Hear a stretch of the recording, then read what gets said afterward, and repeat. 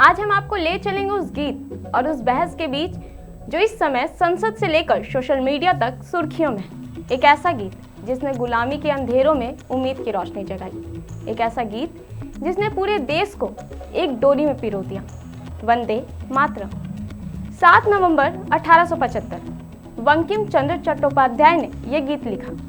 शुरुआत में इसे एक साहित्यिक रचना माना गया, लेकिन धीरे धीरे ये गीत देशभक्ति का सबसे बड़ा प्रतीक बन गया। इसी वंदे मातरम पर लोकसभा और राज्यसभा दोनों में भारी बहस छिड़ गई। कौन क्या कह रहा है, किसने हंगामा किया और वंदे मातरम की असली कहानी क्या है।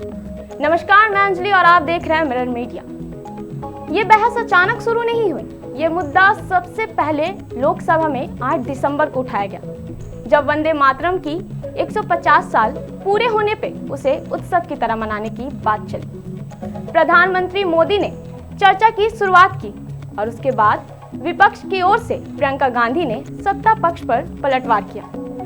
इसको लेकर 9 दिसंबर को राज्यसभा में वंदे मातरम पर विशेष चर्चा हुई। केंद्रीय गृह मंत्री अमित शाह ने इस बहस का नेतृत्व किया।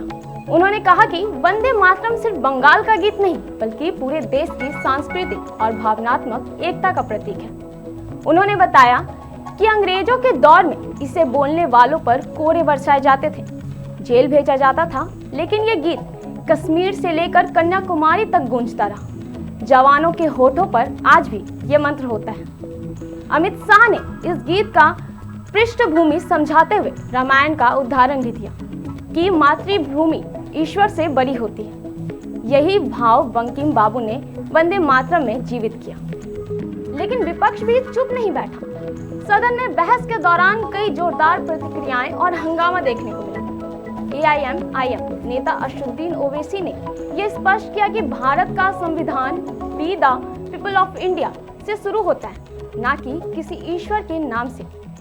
इसीलिए कोई भी नागरिक चाहे किसी भी धर्म से हो, किसी गीत या धार्मिक प्रतीक को गूंजने के लिए जबरदस्ती नहीं कहा जाता। और फिर यहाँ पर बोल रहे हैं कि अगर भारत में रहना है तो वंदे मातरम गाना पड़ेगा। भाई ये तो संविधान के खिलाफ है। मिल रहा है मुझे कहां से मिल रहा है? Liberty of thought, expression, belief, faith and worship से मिल रहा है। तो इसको जोड़ना ये बहुत ही खतरनाक होगा। और हमारे प्रॉफेट मोहम्मद सल्लल्लाहु अलैहि वसल्लम जब मदीने को गए तो उन्होंने उस वतन के लिए दुआ की, कहा कि अल्लाह मदीने की मोहब्बत हमारे दिलों में और इजाफा कर दे, मक्के से ज्यादा कर दे। तो ये इस्लाम, मुसलमान होना, हमारे ईमान में मुल्क की मोहब्बत बीच में नहीं आती। डॉक्टर राधा मोहन दास अग्रवाल ने कहा कि विपक्ष हिंदुओं को निशाना बना रहा है। कांग्रेस के संजय सिंह ने सवाल उठाया, जब भगत सिंह, राजगुरु और सुखदेव फांसी के फंदे पर चढ़ रहे थे, तब आपके पूर्वज क्या कर रहे थे? संजय सिंह ने यह भी कहा कि आरएसएस ने स्वतंत्रता संग्राम में भाग नहीं लिया और अपने 4 लोगों को जेल भी नहीं भेजा।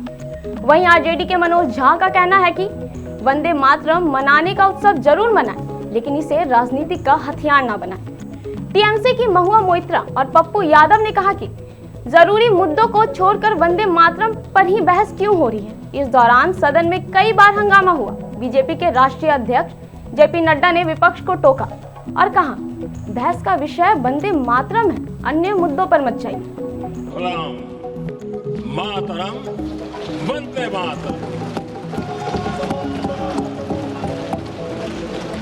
अर्थात भारत माता ज्ञान और समृद्धि की देवी भी है और दुश्मनों के सामने अस्त्र शस्त्र धारण करने वाली चंडी भी है।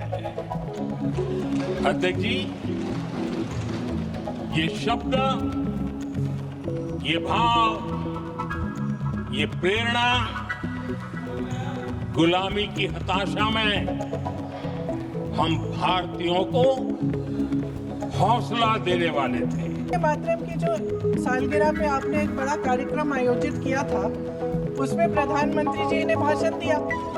उसमें उन्होंने कहा कि 1896 में पहली बार गुरुदेव रविंद्रनाथ टैगोर ने ये गीत एक अधिवेशन में गाया। उन्होंने ये नहीं बताया कि क्या कौन सा अधिवेशन था। महासभा, हिंदू महासभा का अधिवेशन था, आरएसएस का अधिवेशन था। किस बात से कतरा रहे थे कि ये कांग्रेस का अधिवेशन था? हम वंदे मातरम की बात करते हैं तो हम यह मानते हैं कि यह देश की आत्मा को जगाने का मंत्र है। हम ये मानते हैं कि यह राष्ट्र का पुनर्जागरण है और हम यह भी मानते हैं कि यह राष्ट्र के पुनर्निर्माण का एक तरीके से आह्वान है। और इसलिए यह मंत्र हम सब लोगों को प्रेरित भी करता है और हमारे को अपनी संस्कृति से जोड़ने का सुअवसर भी देता है और उसके लिए प्रेरणा भी देता है। और नेहरू जी कहते हैं, मैं तो डिक्शनरी के बगैर वंदे मातरम समझ भी नहीं सकता हूं। एलओपी का भी वही हाल है, एलओपी का भी वही हाल है, तभी आज वो नदारत है। बिना डिक्शनरी के ये वंदे मातरम क्या है समझ भी नहीं सकते हैं। धन्यवाद है, धन्यवाद है माननीय प्रधानमंत्री जी का आज मौका दिया है। कुछ लोग घर में डिक्शनरी पढ़ पढ़ के आके भाषण तो किया है उन्होंने, वरना अभी तक वंदे मातरम का अर्थ भी नहीं समझ में आया। स्टार्टअप इकोनॉमी वैश्विक पटल पर 3rd लार्जेस्ट इकोसिस्टम बन जाता है। लेकिन आज मेरा मन बहुत व्यथित है, मेरा मन बहुत व्यथित है क्योंकि एक बहुत ही माननीय सांसदा ने यह कहा कि वंदे मातरम की बहस हो रही है। महोदया, शायद मेरी तरह वो भी पहली बार की एमपी है। हम दोनों ने इस सदन में मात्र 12 महीने ही गुजारे हैं। आपके माध्यम से मैं उनको कहना चाहूंगी कि ये चर्चा है जो सकारात्मक होती है, ये बहस नहीं है।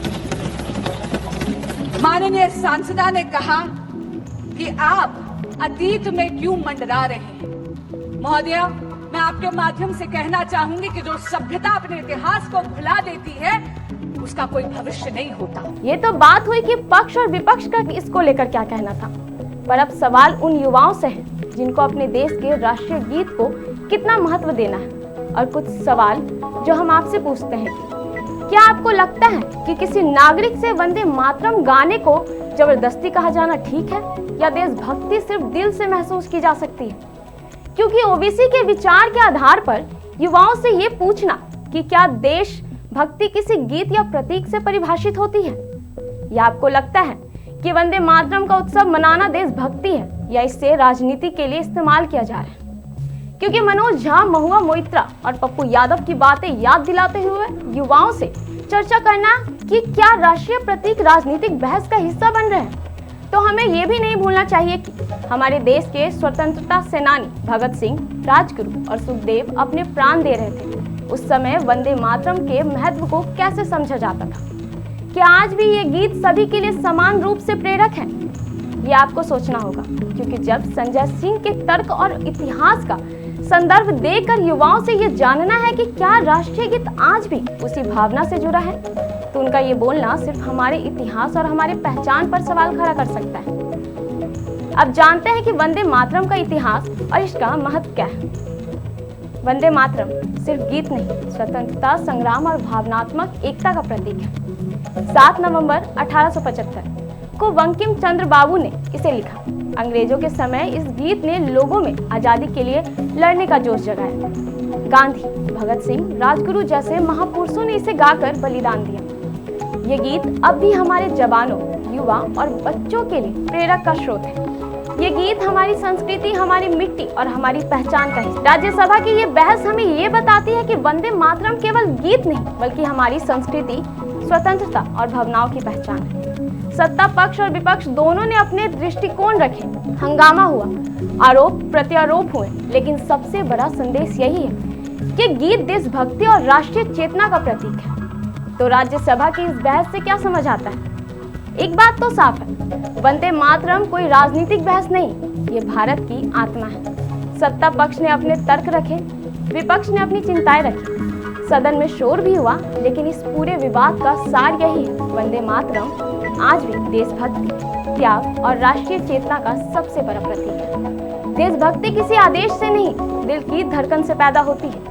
या फिर वंदे मातरम सिर्फ एक गीत नहीं, ये वो आवाज है जिससे भारत की आत्मा बोलती है। वंदे मातरम।